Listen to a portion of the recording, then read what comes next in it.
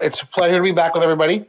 I don't know how many people were on from last time and how many are new, but I'm Michael Piompino, and I'm here to bring you through the Sonova platform, which is a new direct channel through Sonova, similar to what you guys have experienced through SunPower.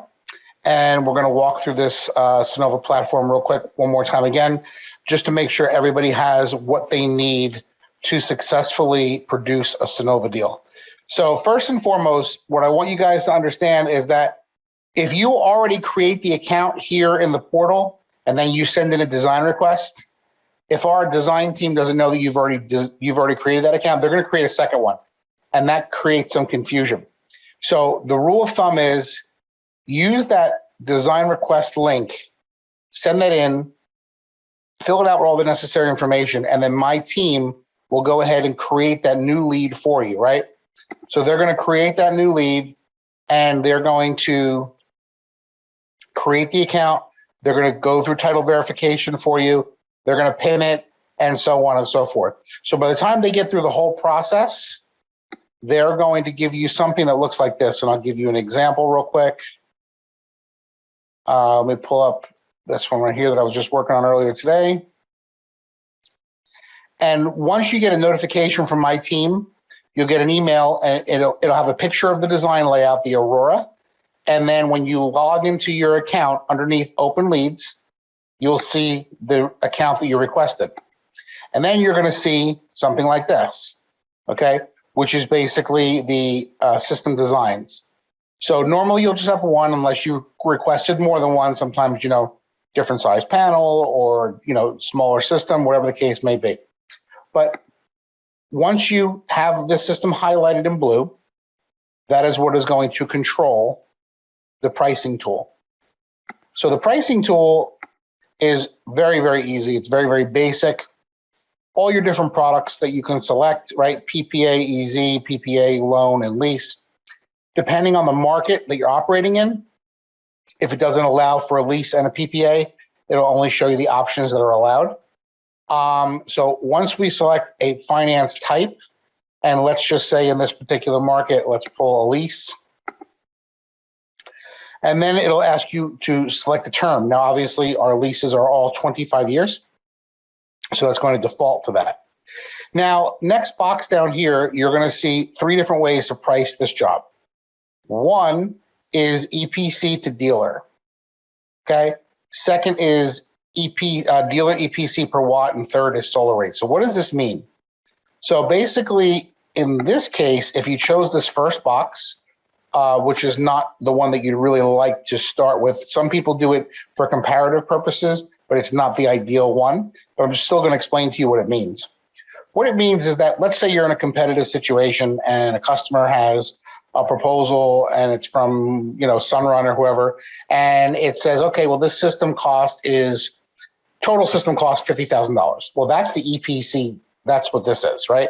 So if you were trying to price this and compare it to another company's total price, you'd select that option and then you'd put in $50,000. Now, this system will price the customer's rate based on a total system cost of $50,000. Second, which is our most popular, is dealer EPC per watt. This is the easiest way to track your commissions. So dealer EPC per watt means whatever dollar you put in this box right here. So let's just make the math easy and let's say $4.50. If you have a red line of $3.50, whatever number you put in this box, subtracted from your red line, is going to be your profit margin. So if Bill has you set at a red line of $3.50 and you put in $4.50, the difference between those two numbers is $1 a watt. So whatever this $1 a watt is times the system size is going to be your commission. Third and final would be solar rate. So sometimes customers, if you're in a competitive situation, will say, hey, I have a rate here from Sunrun and it's, 13.7 cents. So you'll just go ahead and match that. And then you put in the solar rate and you'd hit run pricing, and it will go ahead and it will price your system based on the solar rate. But again, the most popular and the most effective is dealer EPC per watt, right? So let's just go ahead and let's just say that we're going to do it like that. So in this case, let's just make this nice and easy. We'll price this at $3.50 a watt. Okay. And, oh, I'm sorry, I missed one. You could also do monthly payment. I apologize. You could also match the monthly payment. So if you're in a situation where customers paying, $100 a month or $150 a month, or that's something that they're getting from the company, you can match it with monthly payment as well. But again, we're going to use the most popular option, which is the dealer EPC per watt. So we put in that amount. Now we come down here and we have our escalator option. So you're going to notice there's a lot of different escalator options with Sonova, starting from 0%, going to a 0.9, going to a 1.9, going to a 2.9. You are in full control. You select which escalator you want to use in what case. There is no right or wrong answer. It's what's right for you and your customer.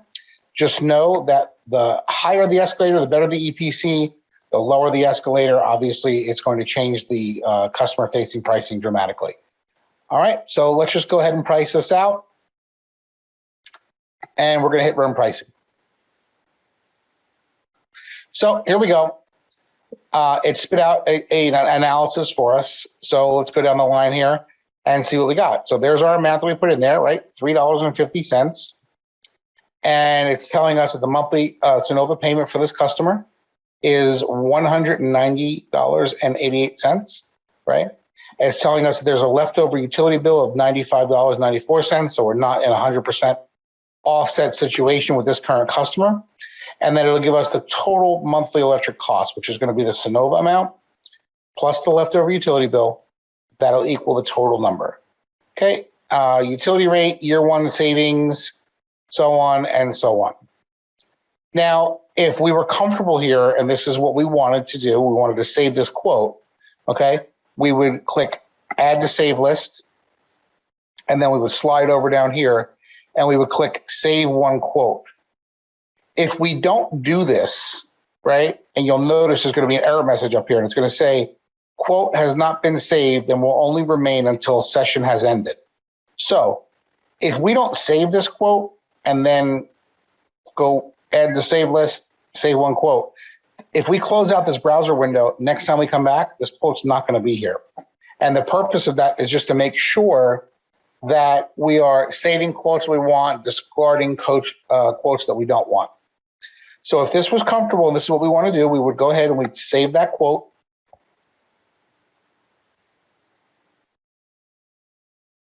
Okay, and now you'll see it's saved, green check mark.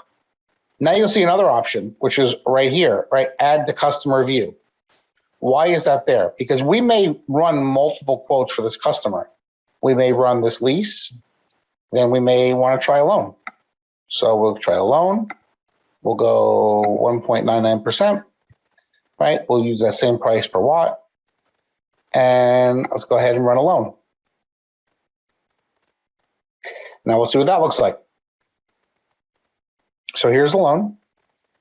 Okay, notice it says right here what it is, 25-year loan. Now on loans, I want you to notice something. Look at this line item right here, $4.50. But if you remember, we only put in $3.50. So what's the difference there? The difference is the dealer fee. So depending on what loan option you choose, the system will automatically calculate and add the dealer fee. So you don't have to be worried about calculating dealer fees. And I can't even tell you how many times on platforms like LoanPal, GoodLeap, whatever you want to call it or whatever, where these other platforms are making you calculate the dealer fee, reps do it wrong and they think they're getting paid X amount, and then it comes commission time, and literally they price themselves out of the job because they forgot to add the dealer fee. So we kind of have a safeguard here to make sure that doesn't happen. We don't ever want a rep to get, kind of squirreled out of their commissions by accident. Mistakes happen. So we try to make it as foolproof as possible. So the number you put in this box, as long as that says dealer EPC per watt, minus your red line, is your profit margin. The system will automatically appropriate and add the correct dealer fee based on the financial product that you select up here. So that's a good fail safe. So now if we look at the same thing here, we're going to go to monthly Sonova payment, $180.29, right? Estimated production, the hangover utility bill, and the total monthly electric cost, which is the Sonova payment plus the new utility bill. Okay, now let's say we like this and we wanted to save this as well. So we click Add Save List, and we come down here and we save that quote. So now we're going to have 2 quotes saved. So let's say after some discussion with the customer, we have ascertained, we've kind of narrowed this down, that the customer is not a good finance option. They don't have a tax appetite. They're not going to be able to offset that 26% offset. So the loan is not going to make any sense for them. So even though we have it saved, we don't want to show the customer the loan. We decided we're going to show them the lease. At that point, you would use this selection right here, which is Add to Customer View. So we go ahead and we click Add to Customer View. And now you'll notice the box turns blue and it says Included in Customer View. And then it gives you an option to remove it from Customer View. So the difference is that now, if we go to this left side menu here, we scroll down to the bottom, you're going to see a little eyeball, and you're going to see a slot that says Customer View. If we click that, there's the lease that we just put into Customer View. If we click View Quote, here it all is, right? This is the blown up expanded version. Now, let's slide on down here, and let's see, what do we have going on with this customer? Well, on title, nope. On contract, yes. Credit, nope. So we have a problem here. We cannot process this contract because the person is not on title. They haven't passed credit, okay? So what we're gonna do here is show you how to create a proposal. We can definitely show them the proposal. We just can't generate the contract yet until we fix some of this. But we can show them a proposal.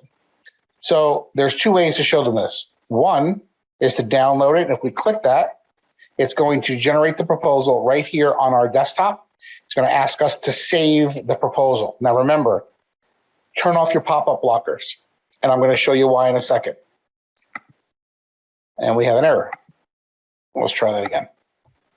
If we have our pop-up blockers on, it will not allow the page to open up where you can save the proposal. So make sure your pop-up blockers are off because that will stop some of the functionality of the portal itself. So right now we are generating a proposal. And this was probably a really good learning opportunity for you guys. You saw the first time I tried to run that, I got that little error message. If at first you don't succeed, try again, right? Just either refresh the screen or just do it again. Sometimes it's just like internet traffic. It's a little glitch. It'll be fine. And sometimes it can take a little bit longer on one of the stages. And that's, again, because this is operating as fast as the internet, as fast as the connection. So if you're in a not so great area, which honestly, I'm not in the best area right now for internet, it could take longer. So we're just going to go ahead and let that produce.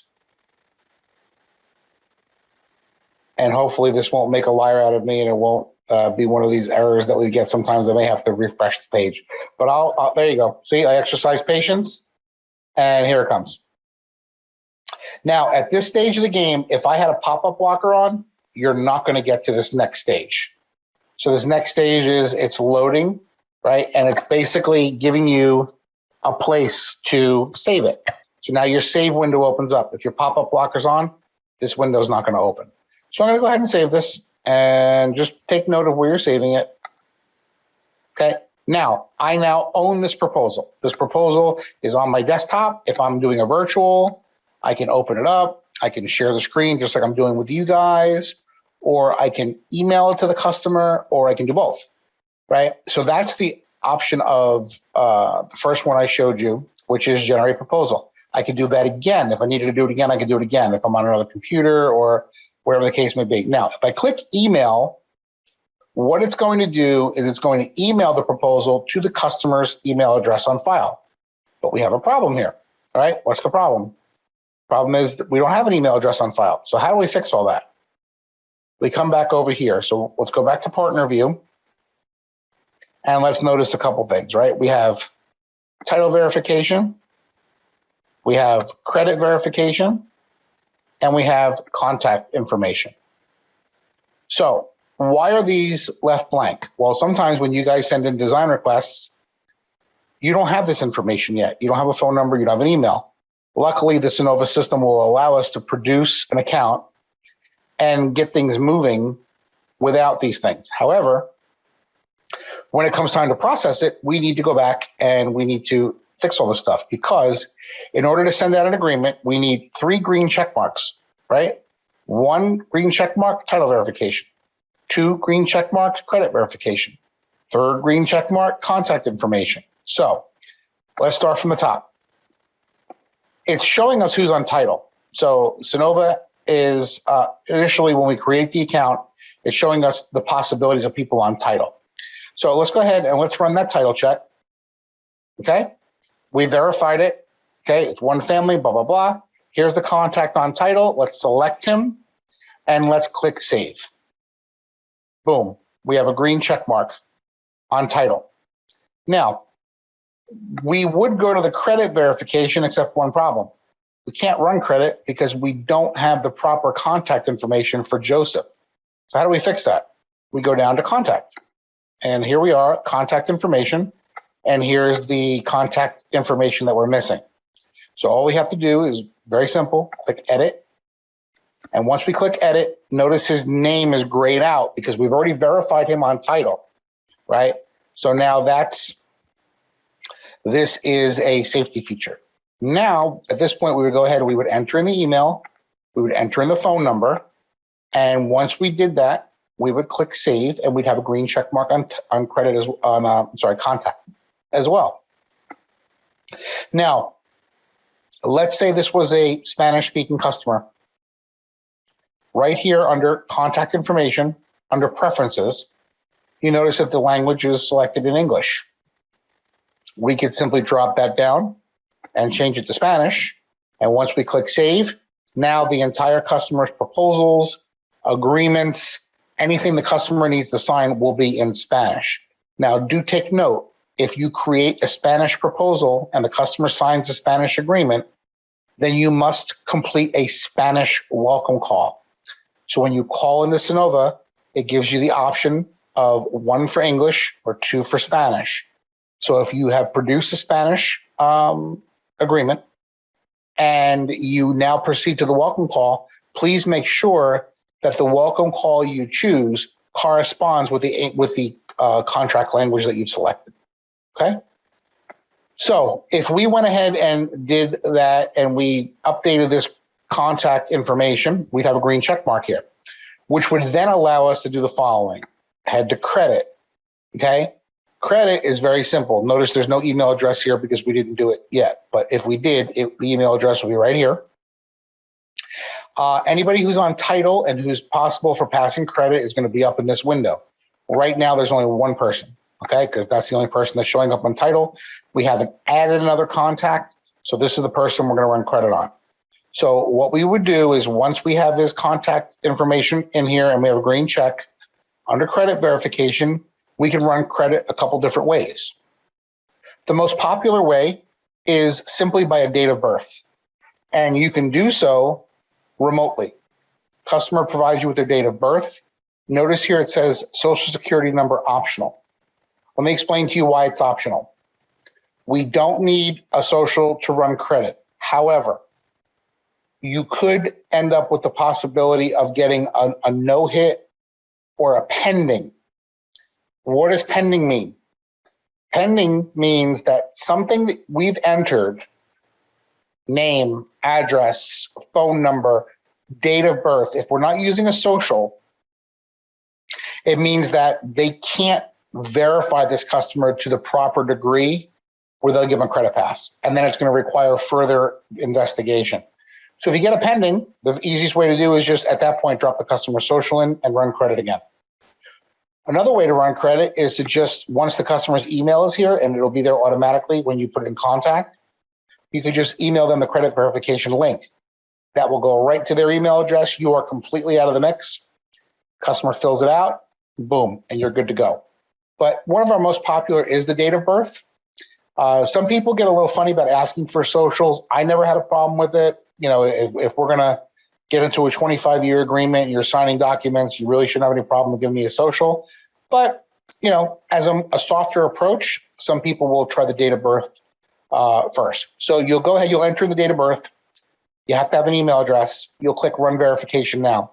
A DocuSign will open up on your screen. And at that point, the customer is signing on your screen saying, yes, I agree to this. Now, remember that all credit checks for Sonova are soft, right? Everything is soft. The only thing that you will see on a Sonova credit pull is if it's a loan. After the customer signs their documents, anywhere between day 1 and day 30, the customer will show a hard hit on their credit report. Again, this is after they've signed the document. So after they've agreed to go along with it, loan only. So all credit checks are soft. Even if the customer signs, a lease or a PPA still remains soft. If a customer signs a loan, between day 1 and day 30, a hard hit will show up on their credit. But that's the last you will see of a Sonova loan on the customer's credit, because Sonova is a non-reporting agency. So Sonova does not report to the credit bureau unless the customer defaults. So as long as the customer pays their bill each and every month and their account is in good standing, you will not see hide nor hair of a Sonova loan. Even if it's $150,000, if it's our max amount, it will not show up on the customer's credit. And that is so, so, so important. I can't tell you how many deals that we've managed to win over from other providers because customers don't want $50, $75, $100, $125, $150,000 note showing up and counting against their credit, against their DTI for the next 25 years. They just don't want it because it jacks up their interest rates. It throws off their DTI. It hurts their ability to get other credit, right? So that is such a powerful tool, and it's something that you guys should really, really make a part of your presentation, especially when dealing with loan. It is a really big closing tool. So that being said, that's how you run credit. Now, let's say that Mr. Guffrey here got declined. Well, we're out of luck, right? We're not. So at that point, we can go to contact. We can add another contact. Let's say Mrs. Guffrey is not on title. Well, we're not going to see her here. That doesn't mean she can't co-sign for her husband. We would add the contact. We would put in all of her information. We would click right here, add the contract. We'd save it. Now, when we go back to the credit window, we drop this down. Mrs. Guffrey would be here. And now we would have the ability to run her credit. And we can have a cosigner. So we can have a cosigner pass. They don't have to be on title. Here's the rule of thumb. 2 people have to sign in a co-signing situation. Well, I should say 1 if they're on title. 2 if the person who is on contract fails credit, but the other person who passes credit is not on title. So you could have a non-title person pass credit for a loan or lease and co-sign for the person who is on title. At that point, the cosigner becomes the primary on the account. Next question, it's a very popular question. Can the cosigner come off at some point? Yes. So usually within 6 months, that's about enough time for anyone to get their credit repaired. And we do have some great avenues for credit repair that are pretty quick. But usually about 6 months down the road, customers' credit's all fixed. They go to Sonova. Sonova will run the title holder's credit. If they pass, they'll drop the cosigner off the loan. So it's a very, very user-friendly platform. It's very customer-friendly. Now, let's go ahead and say that we've done all that. We've got our 3 green check marks. We've shown the customer the proposal. And by the way, for those of you who are new on this call, who haven't been on any of the previous trainings that I've run, the Sonova proposal is the identical contract. It's just not in signable form. It is the contract. It's just in draft. So as you can see here, this is normally where the homeowner would initial or sign, And the reason why Sonova does this is because they don't want any surprises, right? The customer has a proposal. How many times have you seen this, right? In other companies, you presented a proposal, customers all gung-ho, and all of a sudden, dun, dun, dun, right? You send the agreement, and the customer goes, whoa, wait a minute. They got like 45 different questions. So in this case, the customer has already seen the agreement. It's the proposal. So any questions or anything that's going to pop up and freak out the customer, it's going to come before you're signing. So you're going to have a chance to field that, and you're going to have a chance to acknowledge and explain all the customer's concerns. So by the time they get the agreement, they're good to go. They're comfortable. They're feeling good. So a couple things more I want to talk about the Sonova loan. So I've already let the cat out of the bag on the biggest accolade of the Sonova loan, which is the fact that it does not show up in the customer's credit. That's huge, huge, huge. Secondly, a Sonova loan carries a production guarantee. Please do not confuse this with other companies, and I'm not bashing, I'm simply pointing out for reference. SunPower has a guarantee. Basically, what they call it is a production, a performance guarantee, not production. A performance guarantee is not a production guarantee. A production guarantee says in writing, this is what I'm going to produce in year 1. This is what I'm going to produce in year 2, straight through to year 25, just like a lease or a PPA. If I don't hit that number, I have to pay you the difference. That's a production guarantee. That's what Sonova puts on every single loan, not just their leases, but their loans.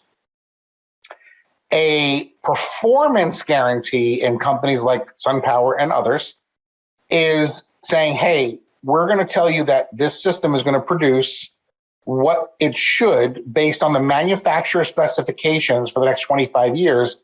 If it doesn't, we'll replace it under manufacturer warranty guidelines. So for instance, and I'm not picking on SunPower, I'm just using them because I know you guys are also using them and you're familiar.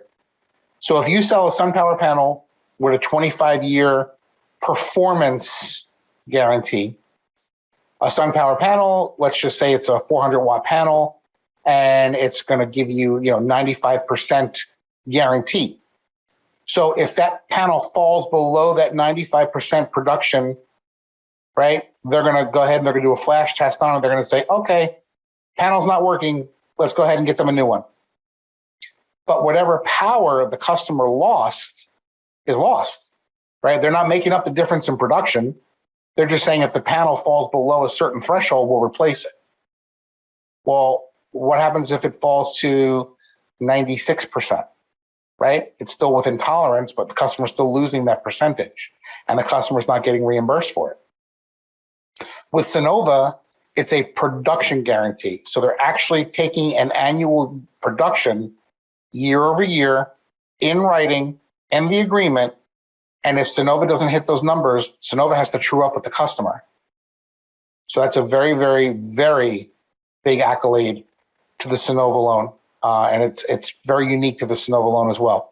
So that also will help you sell a lot of deals. I mean, how many times, we've all been around, well, I don't want to speak for everybody, but, I know some people on this call have been around the industry a long, long time. And we've all heard those horror stories of companies that we won't mention that, go and sell the customer a loan, and they show them this grandiose proposal, and the proposal says 100% offset. And then after a year of production, the customer's sitting at like 65% offset. And then the customer calls in and says, hey, wait a minute, your proposal said 100% offset, and I'm only producing 65%. And the company goes, oh, we're very sorry about that. If you look at your contract, page 7, paragraph 4, subsection C, title 1A, it clearly states that our proposals are just a guesstimate and not a guarantee. Therefore, we've done our best with the environmental, factors to accurately assess what your system would produce, but we cannot guarantee it. So the customer who was sold on the fact that they were getting 100% offset is actually only getting 65%, and they don't have any recourse. With Sonova, there is recourse. It's literally Sonova has to write them a check or true up after a certain period if they don't produce it. So that's huge. So the first couple jobs, guys, will be a little wobbly, right? But that's with any process, any process at all.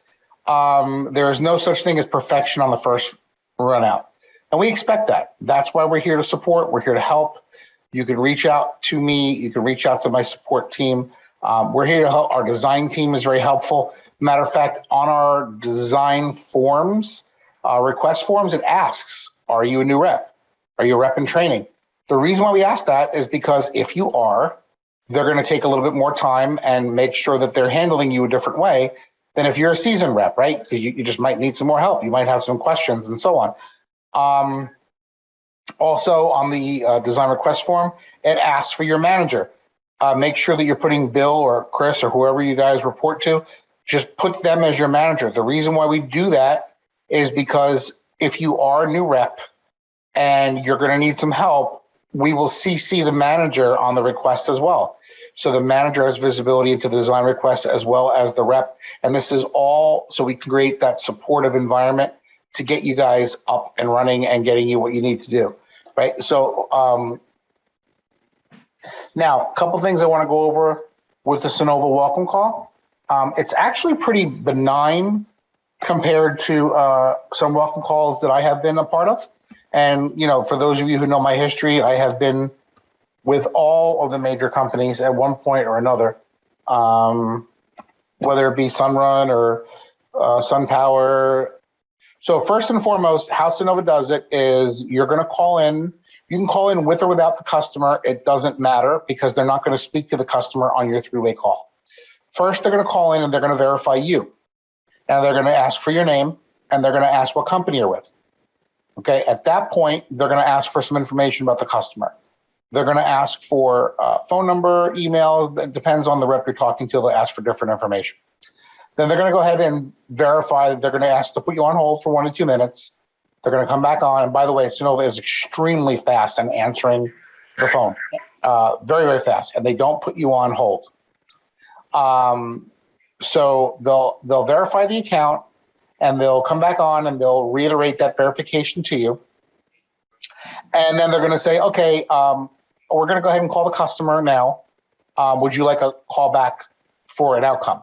So they're asking you if after they speak to the customer and they complete the call, would you like a verification call back?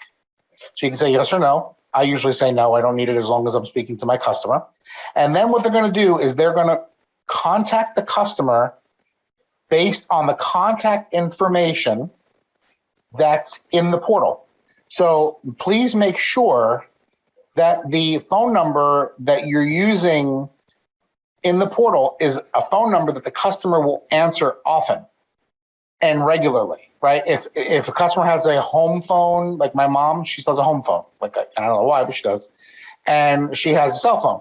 Obviously, I'm going to want to use her cell phone, not her home phone, because she's not always around her home phone, but she's always around her cell phone. So Sonova is going to use that number. So whatever number you put in the portal, that's the number they're going to call.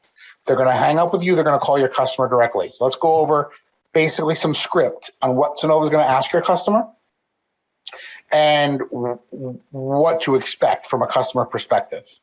So they're going to go ahead and introduce themselves. Hi, this is so-and-so from Sonova Energy. Congratulations. You know, a great choice on going solar. So they're going to have some feel-good dialogue with the customer. Then they're going to follow up with some simple verifications to verify the customers who they are. What they're basically confirming is the following. They're confirming that A, the customer is the homeowner. B, the customer lives in the home. C, the customer knows that they signed up for a, whatever the product is, 25-year loan, 1.99%. Payment is X. Payment will change, based on your tax situation, blah, blah, blah. They're going to ask the customer, are you aware that you're going to receive two bills, one from Sonova and one from a utility? Obviously, the answer to that question is yes, because the customer is always going to get a bill from the utility. It depends on how much it is, but they're always going to get a bill. Next question. Are you aware that you will be billed for energy from your utility company that is not produced by your solar system? The answer to that is yes, because of net metering, right? Sometimes the customers are going to overproduce. Sometimes they're going to underproduce. They're going to bank credits when they overproduce. They're going to take credits from their bank first, and when their bank exhausts, they're going to draw some off of the grid. So if the customer, even if the customer's at 100% offset, there is going to be times of the year during off-peak production months where the customer may draw off the grid if their credits run out. It'll balance out when the productive months come around, right? And they'll end up with 100% offset, but they'll still be drawing off the grid. So the answer to that question is yes. Are you aware that you will be billed from a utility company for any excess power that's not produced from your solar system? Yes. Okay. Finally, they're going to say to the customer, you may be charged if you cancel this agreement after the 7-day cancellation period. Now it says you may be charged. So what are we charging the customer for? We're not charging the customer for anything. We're not asking them for any money. We're not charging them for anything. Now, do understand this. We're going to move the customer through the process. Customer's going to go through the site audit. We're going to come back with a true up. If there's anything that changes on the true up before we apply for permits, right? At that point, we're going to give the customer another chance to agree, right? So the customer has multiple chances to not agree and decide to cancel the agreement, and there's no harm, no foul. So we just don't want the customer to be afraid when they hear that 7-day. It's in every solar contract. It says it clearly in writing, and customer service is letting them know there may be a charge if you cancel after the 7-day period. But we are not charging the customer if they're canceling, right, after that 7-day period. We are getting them straight up to permit, and we're giving them the chance to get out at that point. And we're saying, hey, here's your true up. Here's what it is. This is what the site audit findings were. Are you good with this? Customer says yes. If they say no, we're fine. We're not charging them. So these are the biggest potholes that I see people fall into by not properly prepping their customers for welcome calls. Now, I don't know if anybody here is from a previous Sunrun life, but in my opinion, that is a brutal welcome call. Sunrun is brutal on the welcome call. Sonova is definitely not as brutal. We've gone through SunPower calls. We probably put that in the middle of Sonova and Sunrun in terms of brutality, but really, we don't really see too many issues. The Sonova reps are very, very nice. They're very, very friendly. And the call is brief. It's not super, super long. They don't keep the customer on hold. They answer the phone real quick. So as long as you properly prep your customers with everything that I just went over, right, you should have no issues. So once you do all that, guys, just make sure the link that I provided up there, the deal acceptance link, please, please, please, I beg you, have that into our team within 24 hours, right? That is all the stuff that is required for my team to produce your deals, right? And they're going to start badgering you if you don't send it in within 24 hours. Why? Because they want you to get paid. My team is graded on how fast they process your deals. So when you don't hand in the proper paperwork within the proper amount of time, when you don't fill in that deal acceptance form and send it in within 24 hours, my team cannot process your deals, right? So your deals get put on hold. They actually get derogatory remarks based on their hold percentages. We do this on purpose to incentivize good behavior from my team and expeditious handling of your deals. But they can't do that if you don't provide the proper information, whether it be interconnection, whether it be a utility bill. In Florida, the customer must provide a picture of their driver's license, right? It's state law. So we ask for that, right? We ask for if there's any HOA information. We need the HOA information. All the stuff that we're hounding you for and we're asking for is so we can quickly and expeditiously produce your deals and get you paid fast, right? We have super, super fast timelines in all of our markets as long as everybody cooperates. So just to give you an idea, average cycle time in the state of Florida is about 45 days. We say 60 days or less, and that's because some stuff is out of our control. We can't control how fast a rep responds. We can't control how fast a homeowner responds. We can't control the AHJ, right? The permitting department. We can't control the utility.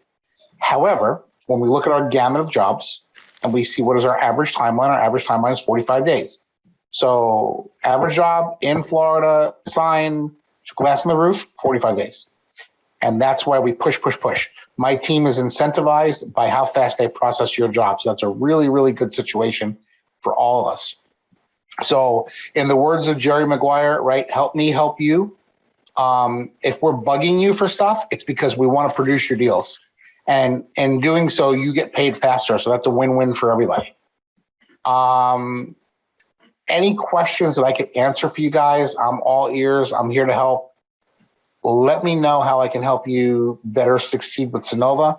I promise you that once you start selling Sonova and once you start, you acclimate to the process, like I said, the first few may feel a little strange for you. It always feels strange on a new process, but it's very elementary. It's very rudimentary. It's very basic. So not to be insulting, but we definitely try to make it dum-dum proof, right? We try to make it so you guys can't make mistakes. And if you do, we're here to kind of get you back on track and put you in the right direction. So any questions for anyone? Yeah, how do you upload an electric bill? From that deal acceptance form that I was just talking about. So on the chat, if you look in the chat right here, very first link I put in the chat, design request link, and there's a link underneath that. I'm sorry, I'm telling you wrong. That's to request a design. Below that is the deal acceptance link. So it's the second link I put in there.